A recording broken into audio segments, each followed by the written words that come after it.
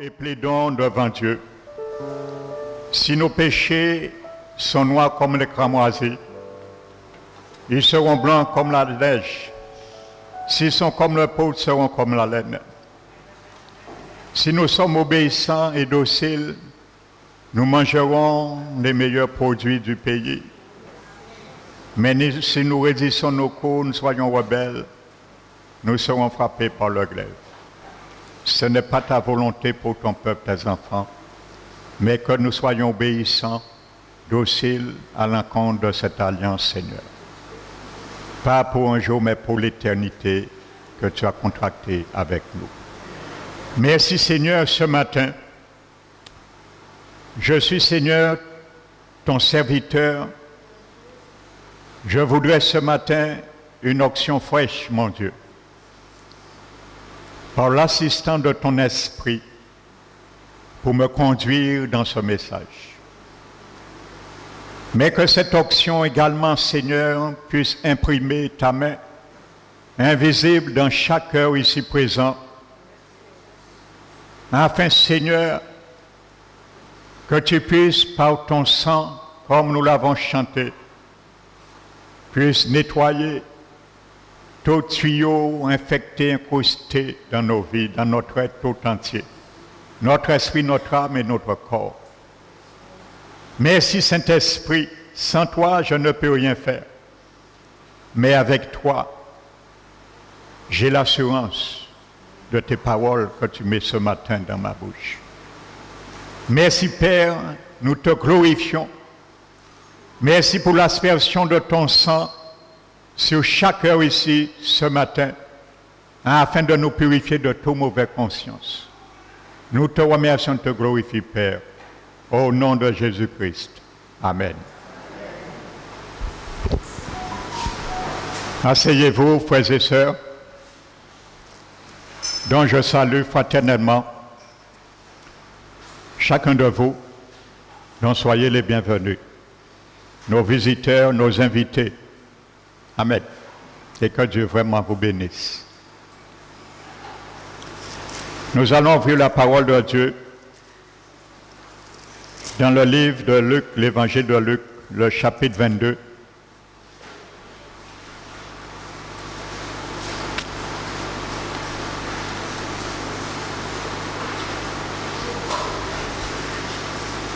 Et le verset 20.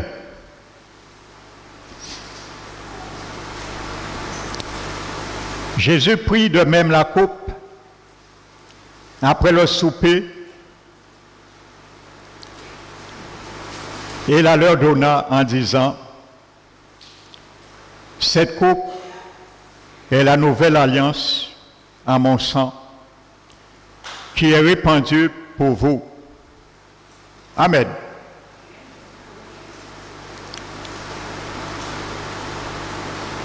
Dans Matthieu, comme nous venons de le lire, chapitre 26,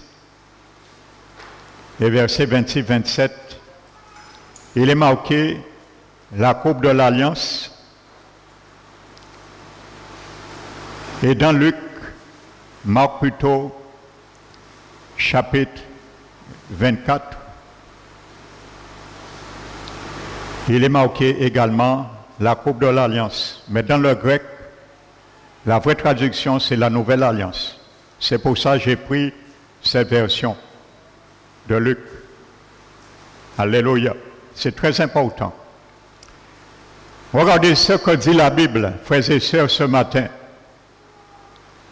La Bible dit que Jésus prit cette coupe en disant, cette coupe est la nouvelle alliance en mon sang qui est répandue pour vous. Jésus ne dit pas que ceci est la coupe d'une nouvelle alliance. Amen. Mais la coupe de la nouvelle alliance. Donc ça veut dire que le peuple s'attendait à une nouvelle alliance qui avait été promulguée quelque part, nous allons voir si c'est le cas. Et aujourd'hui, Jésus est sur le point d'accomplir cette nouvelle alliance. Alléluia. La coupe, pas d'une nouvelle alliance, mais de la nouvelle alliance. Amen. Donc, il savait de quoi il s'agissait. Amen. Donc, nous allons voir cela. De quelle alliance que Jésus fait mention? Et cette alliance se trouve dans le livre de Jérémie, chapitre 31.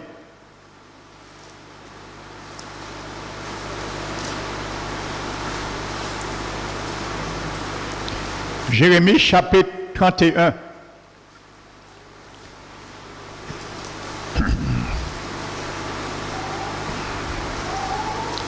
Le verset 31. La Bible dit, voici les jours viennent, dit l'Éternel, où je ferai avec la maison d'Israël et la maison de Juda une alliance nouvelle.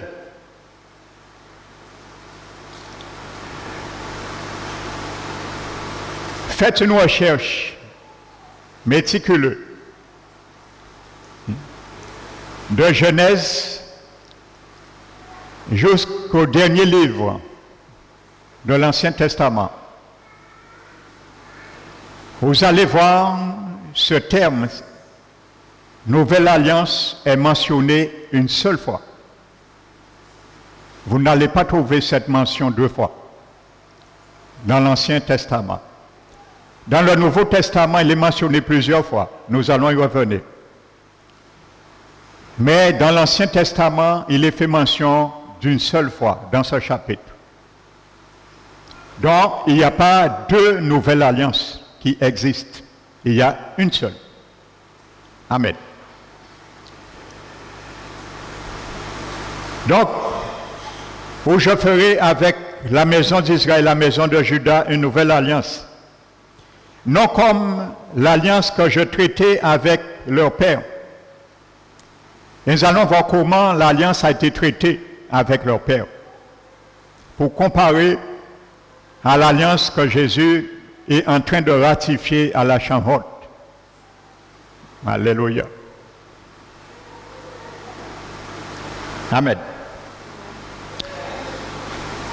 Le jour où je les saisis par la main pour les faire sortir du pays d'Égypte, alliance qu'ils ont violée, quoique je sois leur maître, dit l'Éternel. Mais voici l'alliance que je ferai avec la maison d'Israël. Après ces jours-là, dit l'Éternel, alléluia, je mettrai ma loi au-dedans d'eux.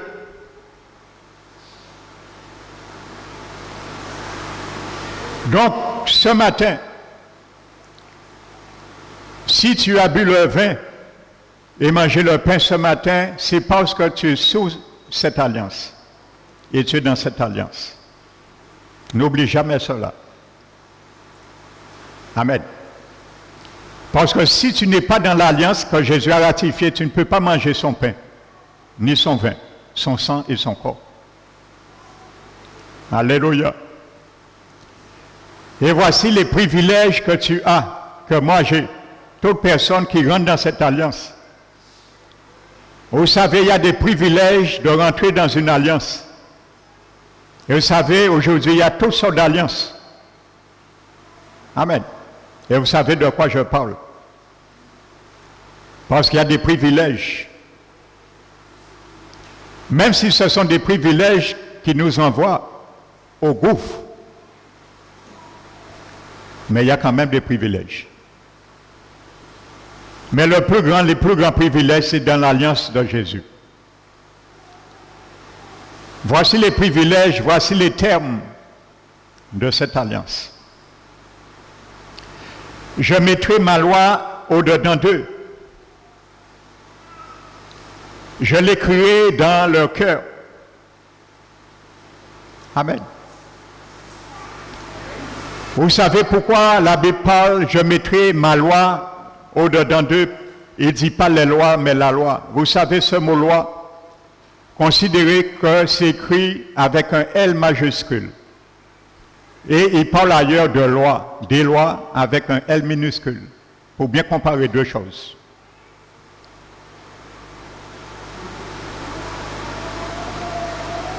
Vous savez, quand la Bible parle ailleurs, en parlant du péché, il parle de la loi du péché, c'est la même réalité dans le grec. Ce mot loi est personnifié. Ça veut dire que Dieu parle directement que cette loi, c'est la personne même du diable. Et les lois qui régissent par la chair, ce sont les lois qui gravitent autour de cette grande loi. Donc c'est la même réalité pour Jérémie 31. Quand la Bible dit « Je mettrai ma loi au-dedans d'eux », la Bible parle d'une grande loi. Implicitement, cette loi personnifiée, ça veut dire le Saint-Esprit qui rentre au-dedans de nous, qui est la loi et qui va ramener la loi aussi du Seigneur dans nos vies. Parce que dans l'Ancienne Alliance, les Juifs, Juda, Israël, avaient qu'une seule loi. Et cette loi n'a jamais été intérieure, mais toujours à l'extérieur. C'était la loi de Moïse. Amen. Et vous savez, l'apôtre Paul le traite très bien dans Romains 7. Romains 7 traite de 4 lois. Amen. L'apôtre Paul traite premièrement la loi extérieure, qui est la loi de Moïse. Et il a pris une image, comment dirais-je, une image symbolique, emblématique, pour faire la comparaison à une loi qui unit un couple, la femme à son mari. Amen. Donc il disait que je parle à des hommes qui connaissent la loi. Ils savaient de quelle loi il s'agit, ils avaient la loi de Moïse. Il dit que vous savez que l'homme, que la loi exerce son pouvoir aussi longtemps que l'homme existe. Et il vient avec l'image du mariage. Il dit qu'une femme est soumise à son mari tant que le mari vit. Et si du vivant du mari, elle va vers un autre homme, elle commet un adultère. Mais si, de vivant du mari, mais si le mari décède, elle est soustraite de l'engagement de la loi. Donc Paul parlait de la loi de Moïse, la loi qui n'avait aucune puissance d'apporter la vie, mais qui tuait. C'était la lettre. Et il dit, par Christ maintenant, vous êtes soustrait de cette loi. Par Christ. Ça veut dire que la loi, Paul dit, je sais, ce n'est pas que la loi, elle est mauvaise, mais il dit, loin de là, la loi, elle est bonne, elle est parfaite. Et Jésus a bien dit, il n'est pas venu abolir la loi, mais il est venu l'accomplir. Mais comme personne ne pouvait l'accomplir, il fallait que Jésus vienne pour l'accomplir. Et par la mort de Jésus, les chrétiens, l'Église qui est une femme, est affranchie de cette loi. Parce que la loi de Dieu, l'ancien mari, ne meurt pas, il ne peut pas mourir et on ne peut pas le tuer. Et il faut que quelqu'un meure pour être soustrait du lien, du mariage avec ce mari. Donc comment faire? Donc comme la loi, l'ancien mari ne meurt pas, il ne peut pas mourir. Jésus a dit que mes paroles ne passeront point. Donc Jésus est venu mort à cause de cette loi et du fait que Jésus est mort, nous n'avons maintenant épousé le Christ, nous sommes morts à cette loi. Et à ce moment, nous ne sommes pas adultères. Donc c'est comme ça, c'est ce que Paul explique. Alléluia. Pour nous soustraire de l'ancien mari, il faut passer par la mort. Un des deux conjoints meurt. Mais comme le mari ne meurt pas, il est immortel, c'est la loi, il faut que la femme meure. Donc Jésus est mort, et par l'alliance, nous sommes soustraits de cette loi. Et nous avons épousé un nouveau mari qui est Jésus. C'est pour cela qu'il y a des églises qui mettent leur salut sous la loi. Permettez-moi l'expression, si on comprend bien ce que Paul dit, ils sont sous l'adultère spirituel. Tu ne peux pas épouser l'ancien mari qui est ta loi, être sauvé par ça et épouser Christ en même temps. Soit tu es sous la loi, soit tu es sous la grâce. Si tu es des deux, tu commets l'adultère spirituel, selon Romains 7. Alléluia. Amen. La loi n'a aucune force de sauver. Et Jésus l'a illustré, frères et sœurs, dans la parabole du bon samaritain. Il y a un brigand qui a frappé un homme. Il était mourant. Il était à l'agonie. Il y a un lévite qui passe. Non, un sacrificateur. Le sacrificateur, c'est celui qui a la loi morale. Il est passé outre. Il a la loi morale. La loi morale n'a rien pu porter pour cet homme qui était en train de mourir. Ça ne porte pas la vie. La lettre qui tue. Et Jésus a dit, maintenant, il y a un lévite qui passe après.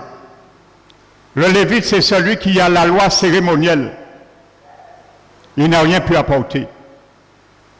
Mais Jésus, qui a la loi royale de l'amour, a apporté quelque chose. Parce qu'il est la vie et la résurrection. Alléluia. Donc je ferme cette parenthèse, je n'avais pas prévu de parler de ça. Je ne sais pas pourquoi l'Esprit m'a conduit. Amen. Pour venir à Jérémie 31. Donc Paul a vu cette loi qui était à l'extérieur, la loi de Moïse, les 10 commandements et autres. Et ensuite Paul voit une deuxième loi qui est la loi de son entendement. Et ensuite il voit une troisième loi en lui qui est la loi du péché et de la mort dans ses membres. Et il voit une quatrième loi, la loi de l'esprit de vie, qu'il a franchi de la loi du péché et qui le permet de faire le bien qu'il veut faire et que la loi du péché qui est attachée dans son corps l'empêche de faire. Donc c'est cette loi que Paul l'alliance. Alléluia. Quand il dit « Je mettais au-dedans de ma loi et je l'ai créé dans leur cœur ».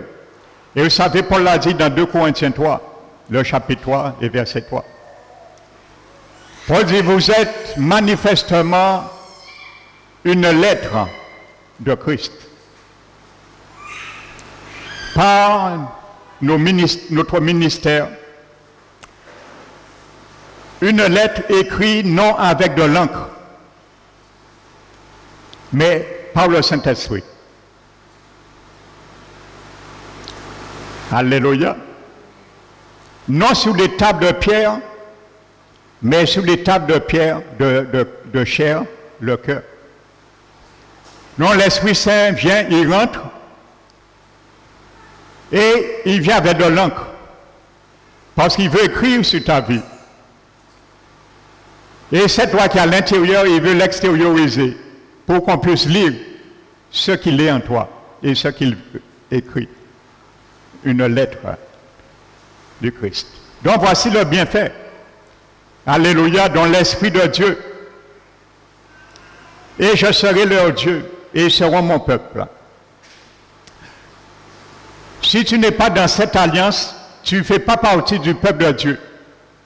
Peut-être ça va te choquer, mais ce n'est pas moi qui le dis, c'est la Bible. Et il y a beaucoup qui pensent, toute personne, toute religion pense qu'ils sont le peuple de Dieu. C'est faux. Il y a une seule nouvelle alliance. Voici les termes. Si tu n'es pas dans cette nouvelle alliance, tu n'es pas le peuple de Dieu. Et n'oubliez pas, Paul le dit, il le confirme, je crois dans Éphésiens chapitre 2.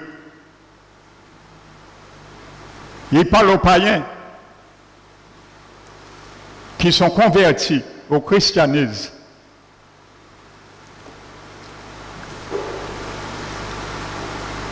Il dit, lorsque vous étiez païens, dans le monde, appelés incirconcis par ceux qui sont appelés circoncis et qui le sont vraiment dans la chair par la main des hommes, la circoncision, que Dieu avait fait l'alliance avec Moïse, c'était le signe de la circoncision. Il dit, souvenez-vous, en ce temps-là, en quel temps, lorsque nous étions païens, et toi, moi, nous étions païens un jour. Souvenez-vous, en ce temps-là,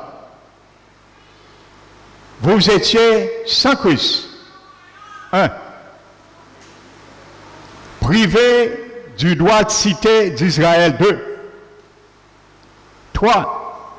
Étrangers aux alliances de la promesse. Nous étions étrangers de cette alliance.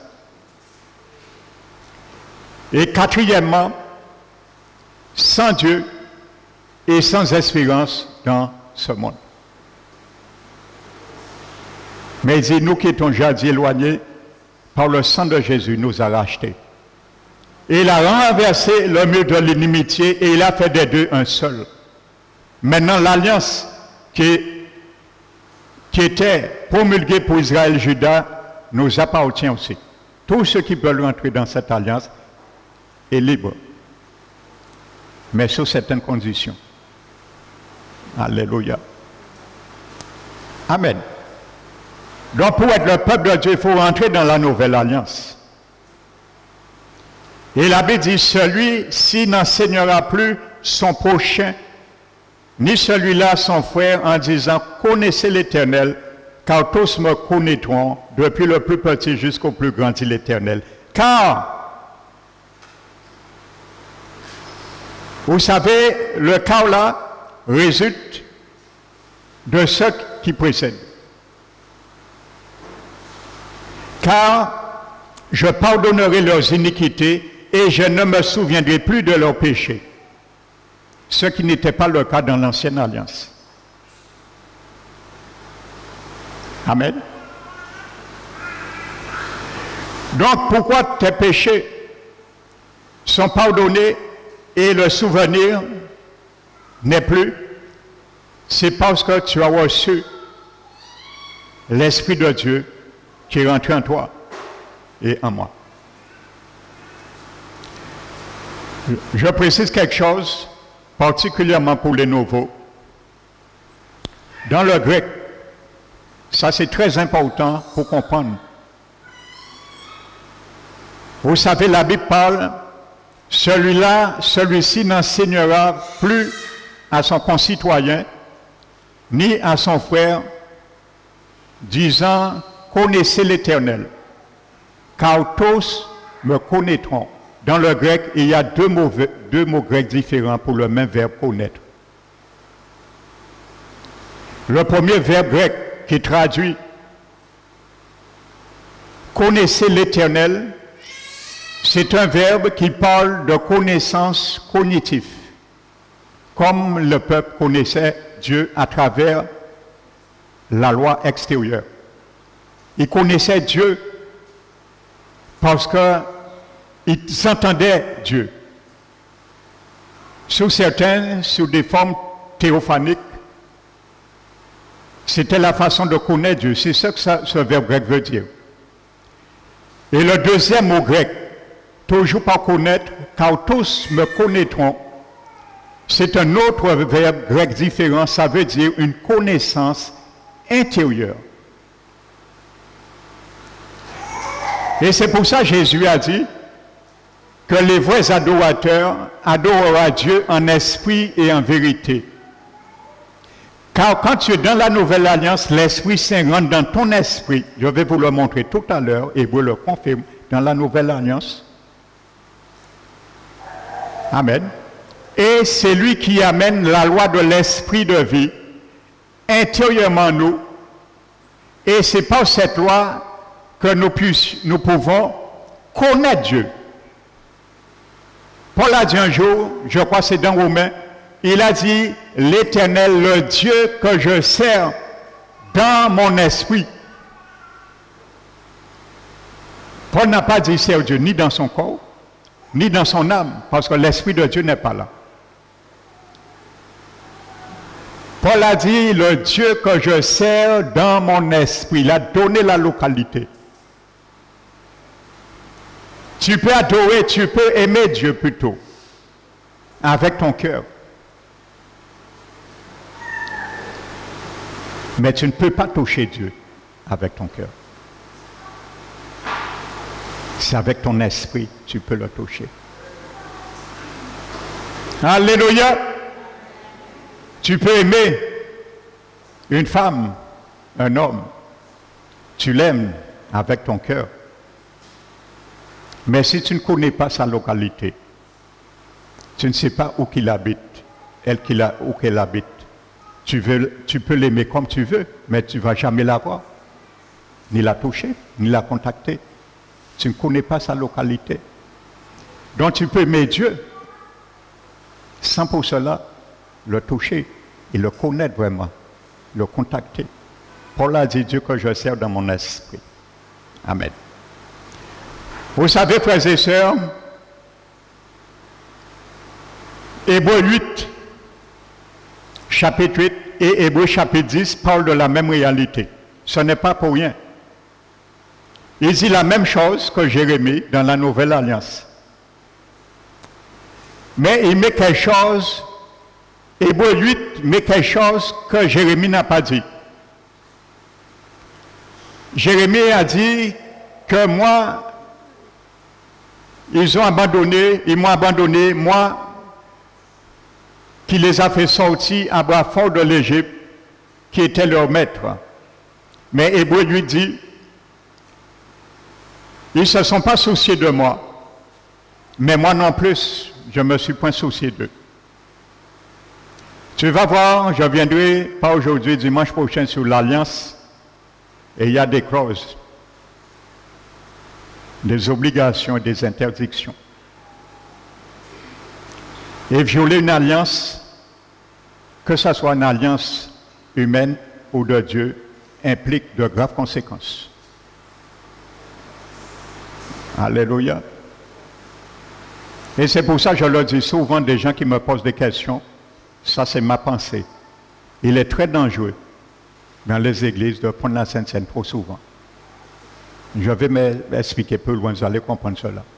Pourquoi cette pensée? Amen. Parce que ça peut devenir une routine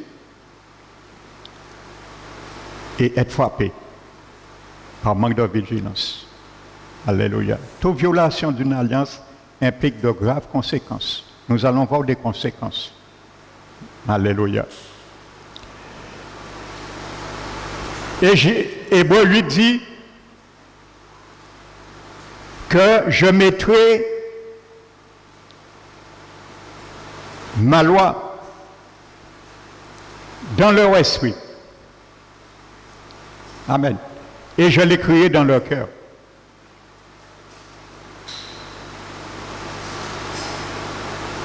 Amen. Je mettrai ma loi dans leur esprit. La même chose.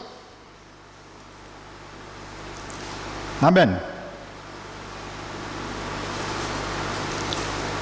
Vous voyez, il est marqué mes lois dans leur esprit. Non, c'est bien la localité du Saint-Esprit. Amen. De toute façon, c'est simple. Hein? Tu as un esprit, l'Esprit Saint, esprit, il ne peut vivre qu'avec un esprit. La Bible a dit, Paul l'a dit, celui qui s'attache au Seigneur devient avec lui un seul esprit. Il aurait dit une seule chair. Parce qu'il a dit, il a comparé à ceux qui s'attachent à des prostituées. Il a dit, celui qui s'attache à une prostituée devient avec elle une seule chair.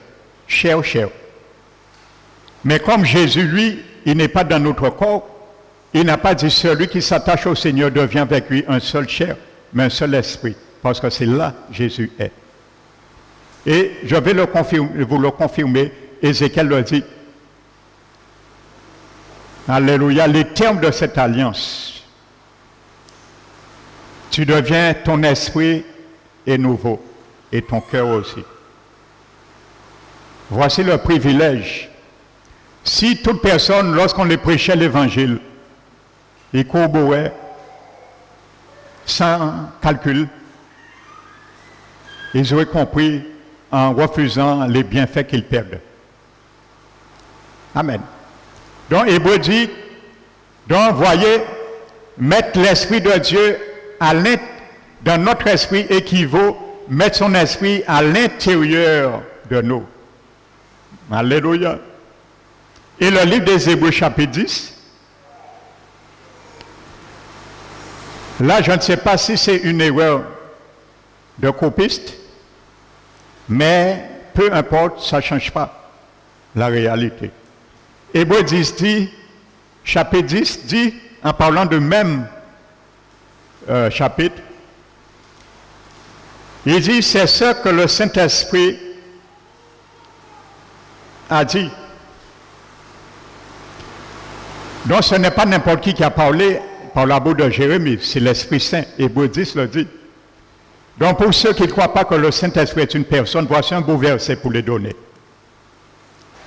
Hébreux 10 confirme que c'est le Saint-Esprit qui a parlé par Jérémie.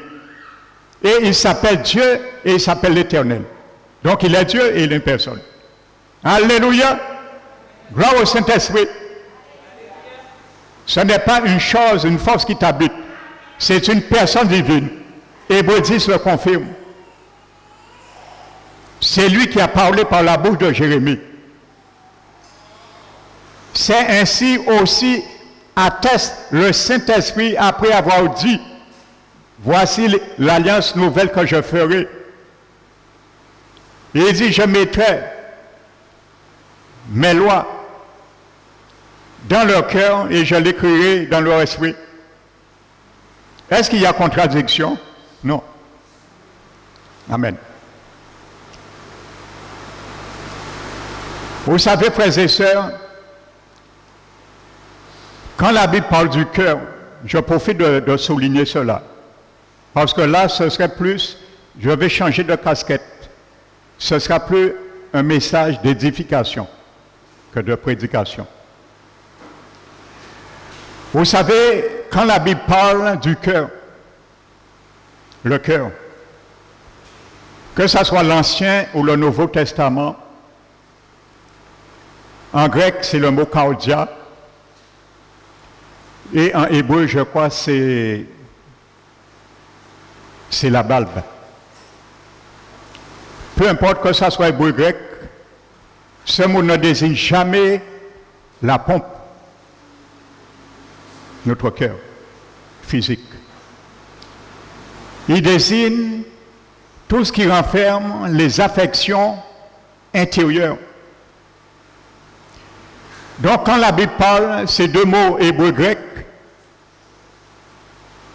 quand la Bible parle de cœur, il parle de la partie psychologique du cœur physique. La partie psychologique du cœur. Amen. Et vous allez voir, le cœur est personnifié parfois. J'ai fait une grande étude un jour sur cela, sur le cœur. Vous savez, nous sommes en trois parties, esprit, âme, corps. Amen. Nous savons que l'esprit, l'âme plutôt, fait le lien entre notre esprit et notre corps. Comme j'appelle bien souvent, l'âme de l'homme, c'est l'interface entre son esprit et son corps. Il prend l'information. Celui qui est régénéré, son âme doit prendre des informations dans son esprit régénéré et l'amener dans son corps. Donc c'est l'interface. Mais le cœur, lui, c'est l'interface, il fait le lien entre l'esprit humain, bien sûr je parle d'esprit humain, et l'âme. Le cœur que je vous parle, la Bible parle, ne fait pas le lien entre l'esprit de l'homme et son âme. Il fait le lien entre l'esprit de l'homme et entre l'esprit humain et le corps, mais il fait le lien entre l'esprit humain et l'âme. Donc c'est pour ça que j'appelle cela le cœur, on peut l'appeler le personnage principal de l'homme. Et dans l'étude, que j'ai fait une étude très approfondie un jour sur le cœur, bibliquement, hein, pas médicalement, on a découvert que les parties du cœur englobent les fonctions de l'esprit. Ça veut dire l'intuition, la communion et l'adoration. Ça, c'est 3 fonctions de l'esprit humain que l'âme n'a pas et le corps n'a pas. Et le cœur aussi possède les fonctions de l'âme. C'est pour ça que quand la Bible parle du cœur, parfois implicitement, la Bible parle de l'esprit de l'homme. Alléluia. Donc comprenez cela. Amen. Et nous allons bien le comprendre. Prenez Ézéchiel. Ézéchiel 36. Frères et sœurs. Vous allez le comprendre. Regardez Ézéchiel 36, il parle toujours de la nouvelle alliance dont nous sommes en train de parler.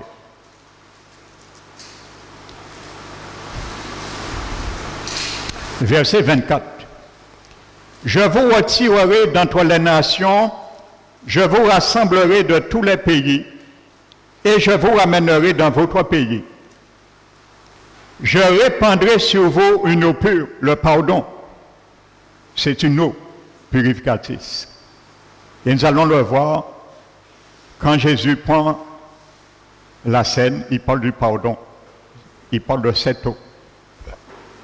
Et vous serez purifiés. Je vous purifierai de tous vos souillures et de toutes vos idoles. Donc quand tu es sous l'alliance de Jésus, tu es purifié. Ton cœur est propre. Verset 26, je vous donnerai un cœur nouveau. Il y a un problème là.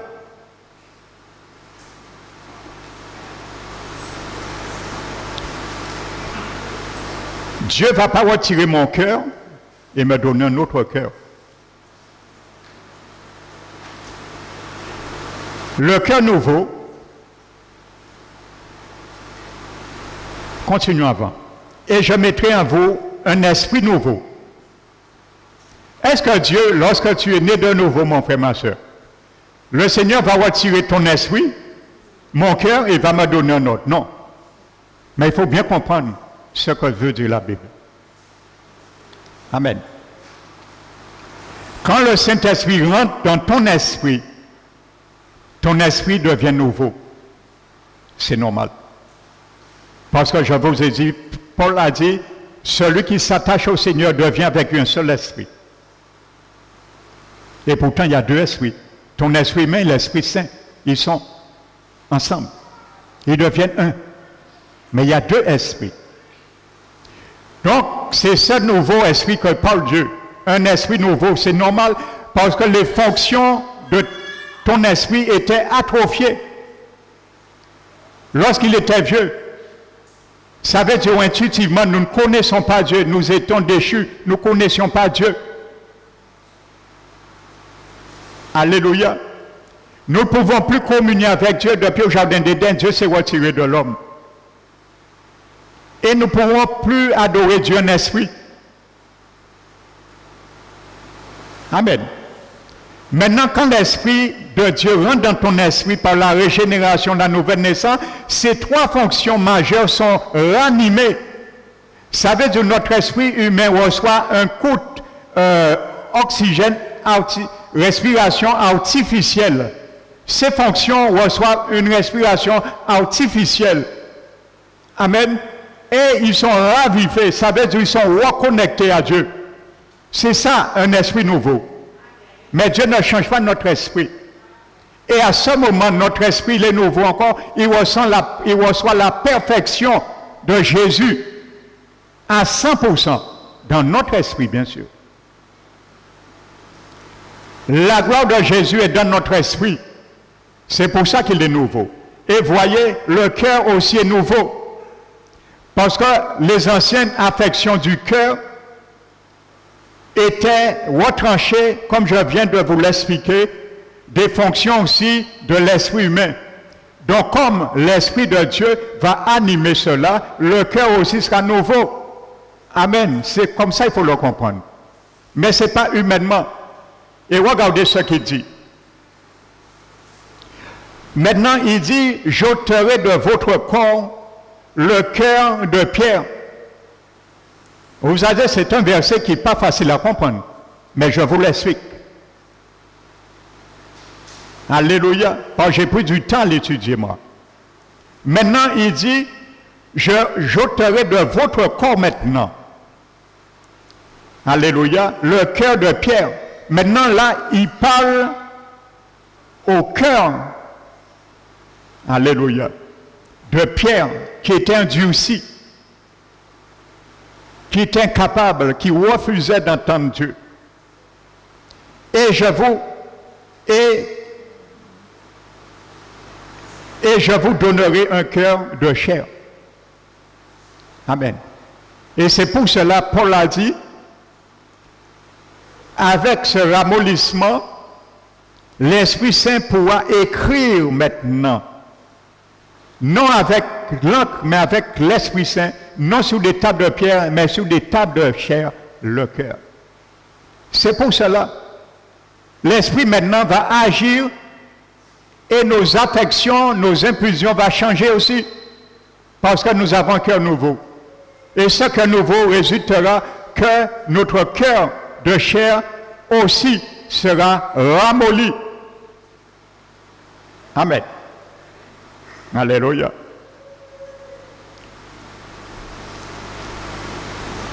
Donc, mettre mon esprit dans leur esprit et mettre mon esprit dans leur cœur, c'est la même réalité. Selon Hébreux 8, Jérémie 31 et Hébreux 12, Hébreux 10. Alléluia. Je ne vais pas déplacer le... Excuse-moi, Olivier. Je ne vais pas déplacer le tableau. Je vais simplement nous faire une équation mathématique. Je vais simplifier. Mettre l'esprit dans notre esprit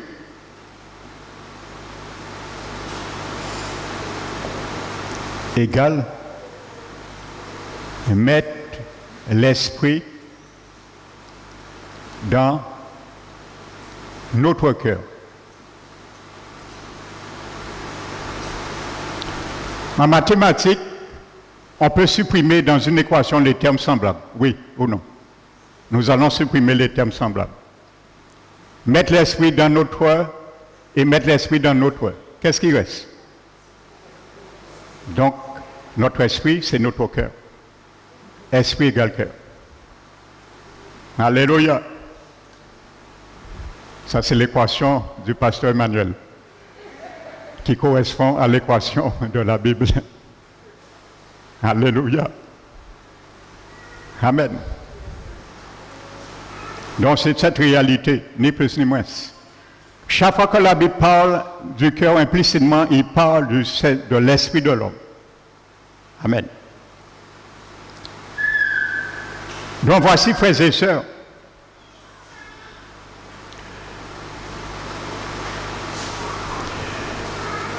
maintenant l'ancienne alliance, Hébreu nous dit que même la première alliance, Hébreu 9, a été ratifiée par du sang. Amen. Et nous allons voir cette ancienne alliance, comment elle a été ratifiée. Même l'ancienne alliance a été ratifié par du sang. Prenons Exode chapitre 24.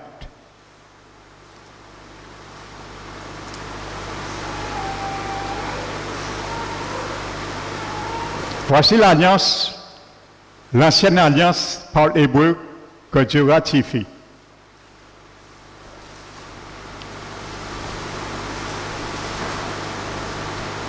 Et dont Jérémie parle que Dieu va faire une nouvelle alliance qui ne sera pas de la sorte. La Bible nous dit, verset 3, Exode 24. Moïse vint rapporter au peuple toutes les paroles de l'Éternel et toutes les lois. Vous savez, frères et sœurs, il y a quelque chose qui me passe dans mon esprit. Je n'avais pas prévu de cela. Vous savez, la nouvelle alliance, ne perdez pas Exode, la nouvelle alliance a été ratifiée, c'est ça que je m'entretiens avec vous, à la chambre haute par Jésus. Amen. Mais vous savez, l'Ancien Testament parle déjà de cette nouvelle alliance. Qui peut me dire où c'est qu'on peut trouver cette historique?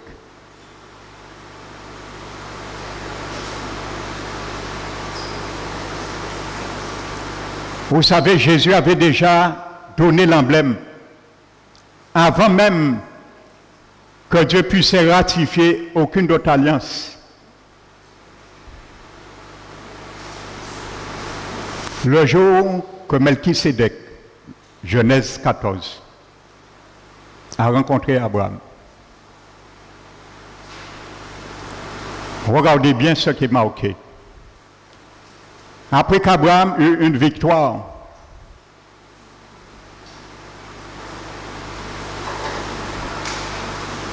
extraordinaire, Melchisédek vient vers Abraham, Genèse 14. Et qu'est-ce que Melchisédek fait? Il donne à Abraham du pain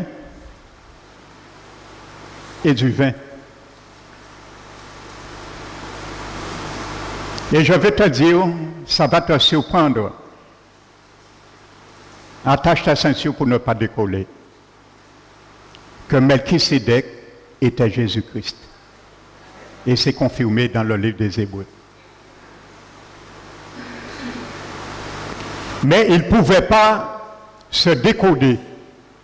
Pourquoi? C'était une préincarnation. Parce que Christ n'était pas incarné, il n'était pas mort, il n'était pas glorifié. Et de ce fait, il ne pouvait pas encore officier en tant que souverain sacrificateur.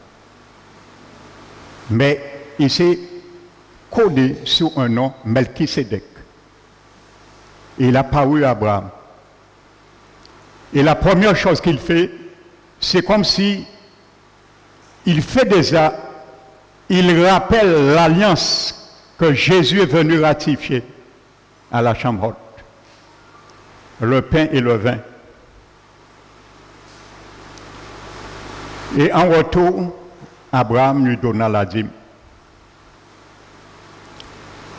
Et je vais te sensibiliser, si tu ne crois pas que Jésus, c'est lui qui est Melchisédek, Hébreux 7 le dit.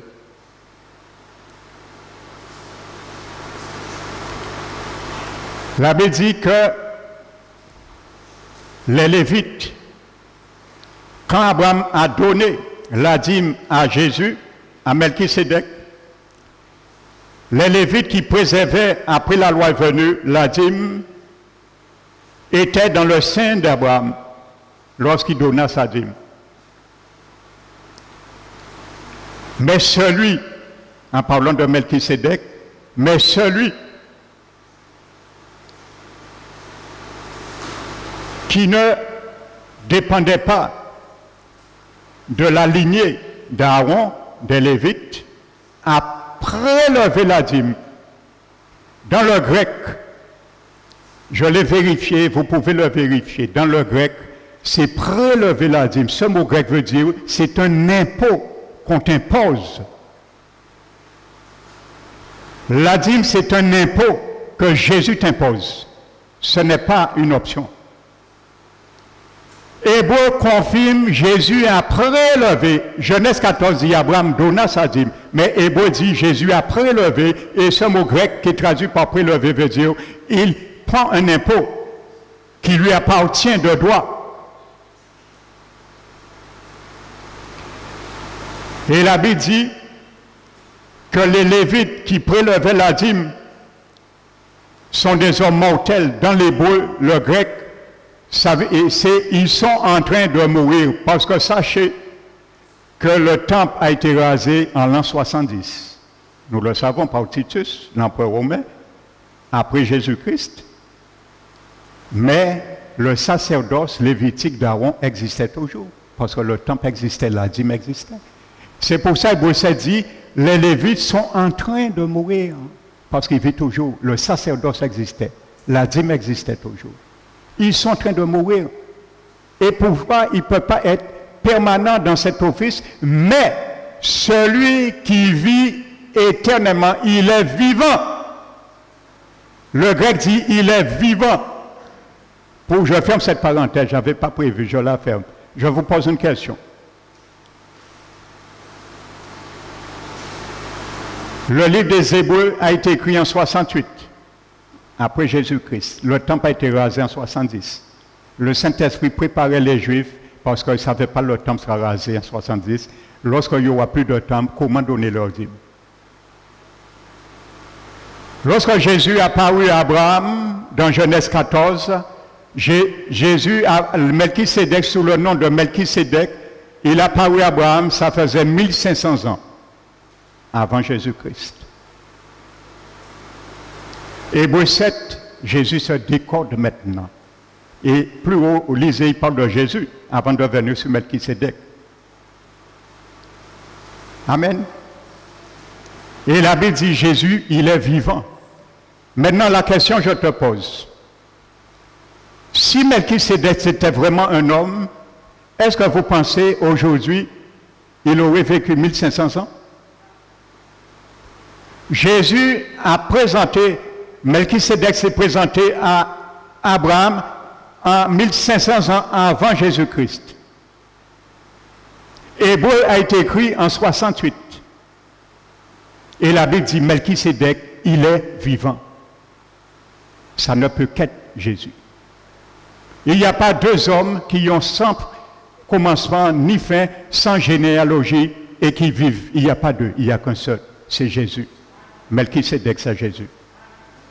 J'ai fait un grand séminaire sur ça qui a duré 10 heures, dont je ferme la parenthèse. Vous pouvez la voir sur notre site, sur la dîme. Et qui est Melchisédek? Je n'avais pas prévu de cela. Mais c'est l'alliance qui m'est venue. Donc Jésus a déjà anticipé même dans Genèse 14 de l'alliance. Alléluia. Et regardez bien l'échange. Il donne le pain, la Sainte Seine, et en retour, il prélève quelque chose. Vous savez, la dîme, c'est l'impôt. Un impôt.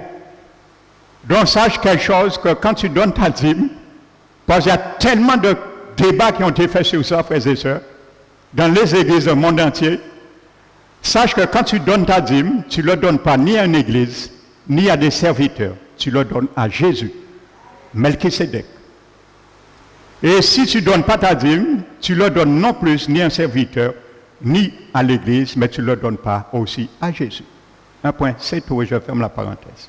Venons à Exode 24. Je n'avais pas prévu ça, mais je me laisse, j'ai toujours dit, quand je viens ici, je prie, je dis l'Esprit Saint, je suis un gant, et il est la main. Sans une main, un gant ne peut rien faire. Alors si la main, l'Esprit Saint me met, je suis le gant, il me dit, dis ça, je ne peux rien faire, un gant ne peut pas parler. Je suis un gant, il est la main. Alléluia. Et il y a des choses, parfois je prêche, je me retiens, l'Esprit me dit, je n'avais pas prévu de dire, je me retiens. Mais il me dit, vas-y, c'est moi qui t'ai dit de dire, je n'ai pas le choix. Vous savez, il y a des serviteurs, ils disent des choses, ils ne veulent pas dire. Ça ne les arrange pas, mais il faut dire. Comme ça, demain, Jésus ne peut pas demander le sang pour quiconque. Alléluia. Donc, prenez Exode 24. Vous allez voir la traçabilité de l'alliance avec Jésus. Alléluia. Je t'invite dimanche à venir prendre la suite. Parce que si j'entame Exode 24, ça fait un petit peu tard. Alléluia. Je m'arrête sur Exode 24 et nous allons reprendre Exode 24. Alléluia. Parce que je viens sur un terrain avec toi, une alliance, frères et sœurs. Ce n'est pas n'importe quoi. Et la Bible dit que toute alliance était ratifiée par du sang. Je vais détailler ça avec toi la prochaine fois. Et vous savez, on coupait toujours en deux un animal. Et tous les contractants s'engageaient à honorer les clauses du contrat de l'alliance. S'il y avait un qui transgressait, violait l'alliance, pourquoi couper l'animal? Ça veut dire le même sort de mort que l'animal a subi, revenait le même sort de celui qui a violé l'alliance. Et vous allez voir, le langage spirituel de Jésus n'a pas changé. Amen. Donc que le nom du Seigneur soit béni, glorifié, exalté. Alléluia. Donc marque sur ton cahier Exode 24. Et dimanche prochain, nous allons voir Exode 24. Et il y a une grande leçon dans cela. La traçabilité de l'alliance. Amen. Alléluia.